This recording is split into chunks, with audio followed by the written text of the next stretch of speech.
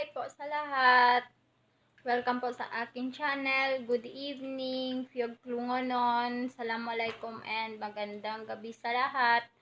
Guys, dito na naman ako sa aking tambayan channel. Claiming Her Back Chapter 26. Tuloy ko lang po. Pasensya na po sa late upload. Okay.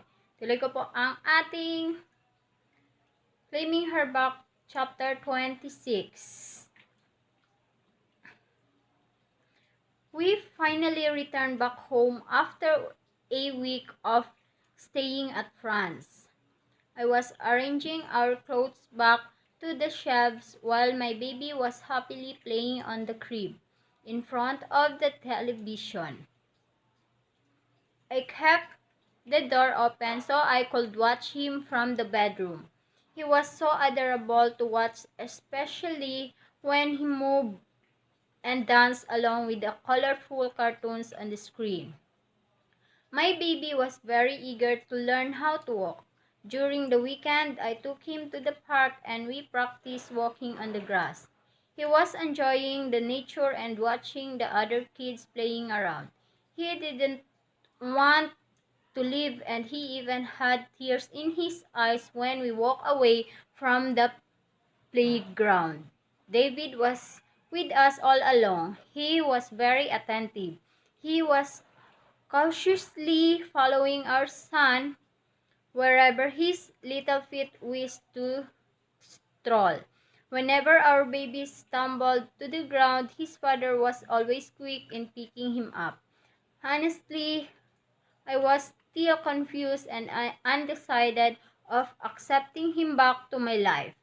Our tears and battles made me more perplexed and enraptured. Did you ever love me? I was still overwhelmed by the tingling sensations he gave me last night. He swiped me off my feet by his deep, passionate, and everlasting kiss. Then he gently uttered the three words between his kisses. It flattered me to know that he felt the same way all along. He had become a domestic husband. He cooked, vacuumed, did the laundry, disposed the garbage, purchased the groceries, took over diapers duties, made baby formulas, made coffee for me every morning, and even scrubbed the bathroom floor. He was very determined. He never complained or protested when doing the housework. I was just observing him from the corner of my eyes. He looked so weary, but he never failed to give me his cute, loving smile. He had helpers to do the housework in his house, and he was not used to scrubbing or vacuuming the floor, so he must be worn out already from all the tasks I gave him. Who would have thought that this billionaire was cleaning the toilet? In the middle of the night when my baby cried, he always woke up first and made milk bottles and changed his diapers. I let him sleep inside our room. He had a makeshift mattress beside the bed. The bedroom was 5 times smaller than his own bedroom, but he never complained. My neighbors were like bees swarming to him whenever he went out to throw the garbage or water the plants. They would go out and greet or chat with him. They seemed mesmerized of his charisma. Are you also mesmerized by me? He once asked me with haughty lips.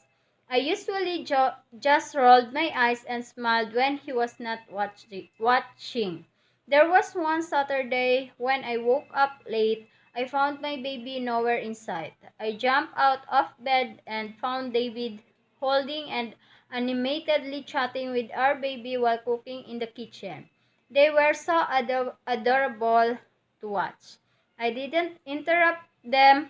I was just standing from the distance observing them. Kasi cellphone ako na isa, guys.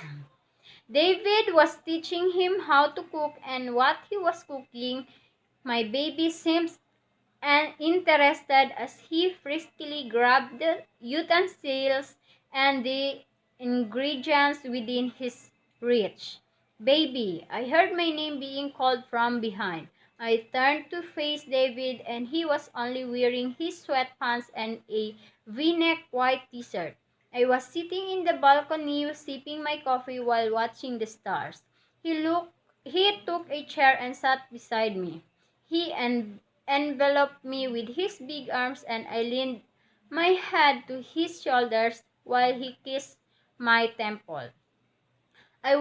Will be going back to London. I instantly straightened up to face him. What? No, it's not what you think it is, baby, he added. I want you both to come with me. I could not utter any words. David touched my face and kissed my nose. David, I know it's too soon. I am not imposing something or forcing you to do it, but I don't want to let you out of my sight again. Never again. I could sense his nervousness. He must be afraid that I would burst out. Next week is my parents' anniversary. They are inviting us, and they also want to meet their grandson. They miss you. I I don't know what to say. I wanted to cry. I miss them so much. Sandra and James, David's parents, were the most genuine people I had ever met in my life. They never failed to show me how much they loved me. It had been a very long time since I last saw them. I had never seen them again after I signed the papers and was thrown out. David, it's okay, baby. It's all right if you don't want to come. He looked so nervous, but he still smiled at me. I want to. What? His eyes widened in surprise. I want to come. Really? Yeah, I said shyly. Like, seriously. I grunted and glared at him. Did you change your mind? No, I mean, I thought you would refuse. But it's no problem to me whatever your decision is. I smiled at him. He looked like a very excited kid going to the ocean park. He instantly hugged me very tight and pulled me to sit on his lap. Thank you, baby, he said while kissing my face and squeezing me cheerfully. My breasts were pressing so hard on his chest. I was only wearing my red hanging nightie inside my rug. I can't breathe. I'm so sorry, baby. I got so excited. He released me from his stronghold, and I laughed at him when I saw his blushing face. You're blushing. I teased him while still sitting on his lap. I'm a man. I don't blush, he retorted. Your cheeks are pink, I chuckled. No, they're not, he pouted. Blushing doesn't make you less of a man. Admit it, I teased him again. No, he sang his answer. Fine. I got off from his lap and irritably stomped off my feet while walking away. Hey, he called me. Baby, I'm sorry. He wrapped his arms to me from behind, and I screamed. Fine, I was blushing. He admitted it finally. I turned around and saw his pink, shy cheek. I kissed both his cheeks and made him smile up to his ears. He instantly picked me up in a bridal style and carried me inside the bathroom. I giggled and wrapped my arms around his neck. I'm hungry, he kissed my neck. So, I replied innocently, you have to feed me. You're a big man. You sure know how to cook for yourself. He gazed at me with his lustful eyes. He licked his lower lip. I'll show you how big I am. He tossed me on the bed, then we locked ourselves to one another.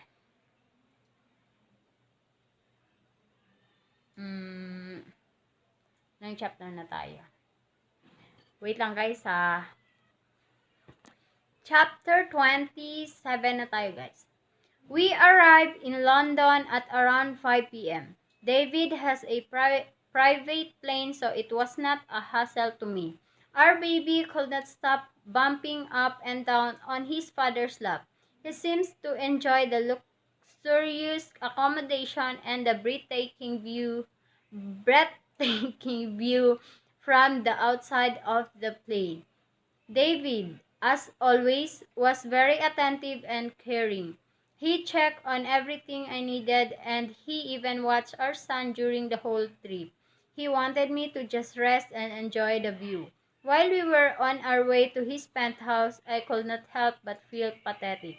Memories were flashing back like it just happened yesterday. I remembered the road I usually took to go to my favorite cafe, the Japanese restaurant I love to visit, and Mrs. Linda's flower shop. The memories were hunting me back again. They kept appearing in my head even I already tried suppressing them. I suddenly noticed a hand wiping my tears. I didn't even know I was crying. Baby, are you okay? David asked apprehensively. I'm sorry. I quickly wiped my tears. He clasped both of our hands together and he kissed my knuckles. Tama. I won't let anyone bother or hurt you, I promise. I nodded my head slightly. He kissed me passionately that we forgot the bodyguard sitting in the front row of the SUV. When we finally reached his penthouse, he helped me out of the car while his other hand was carrying my sleeping baby on his chest. They were adorable to watch, especially when my baby sneaked to his father's neck and laid his head on his shoulder to sleep. David was constantly kissing his head. He carried him like a precious fragile glass. While we were riding the elevator up to the top floor, I could not stop myself from clasping my hand hard to David's.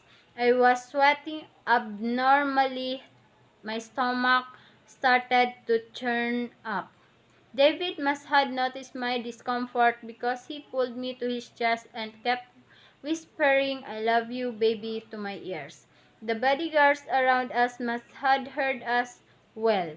I was flattered of David's sweetness towards me, but I was also feeling bashful because of the 7 men in suit guarding and watching us.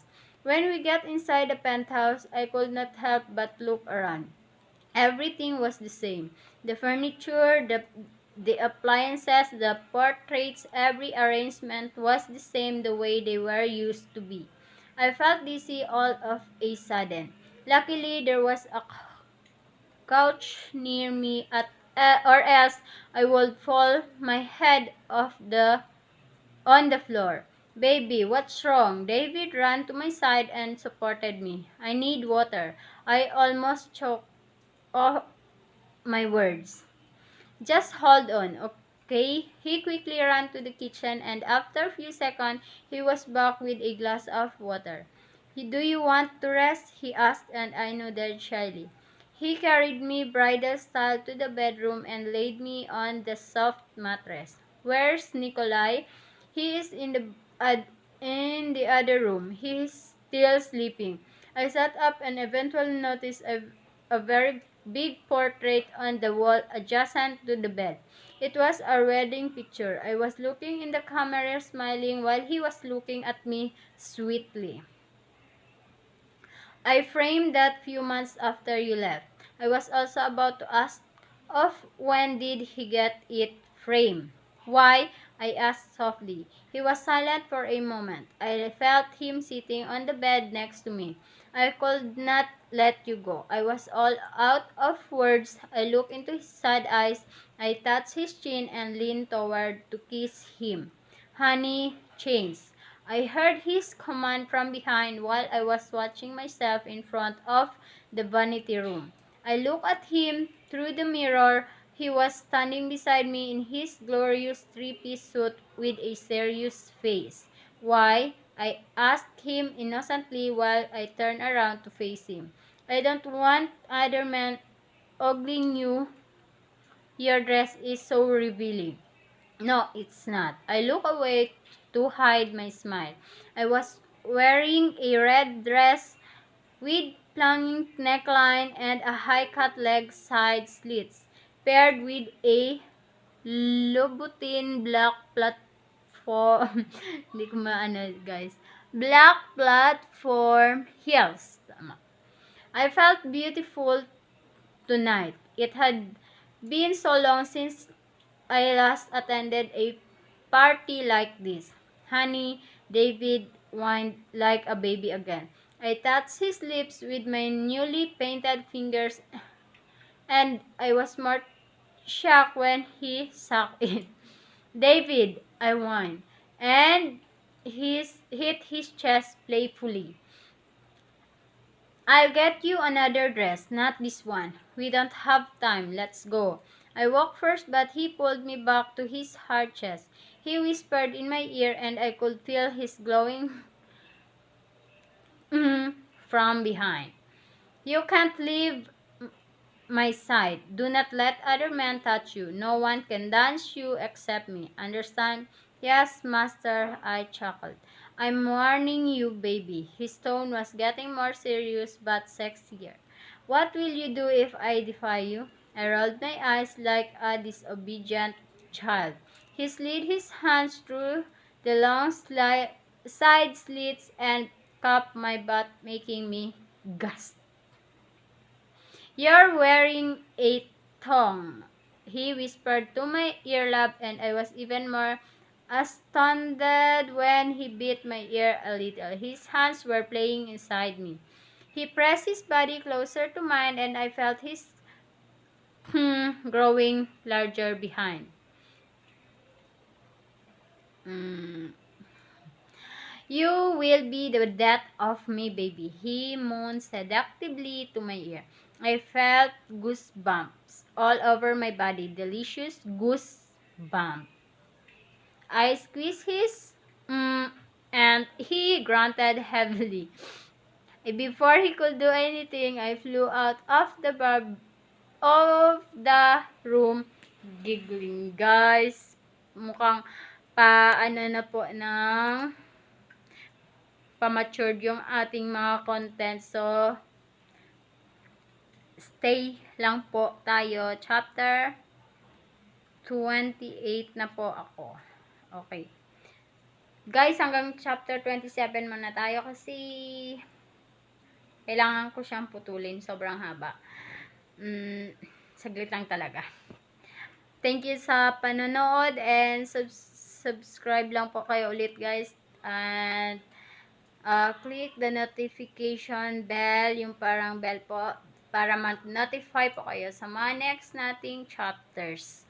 And may bago po tayong chapters, so please stay connected, char. Bye! Thank you!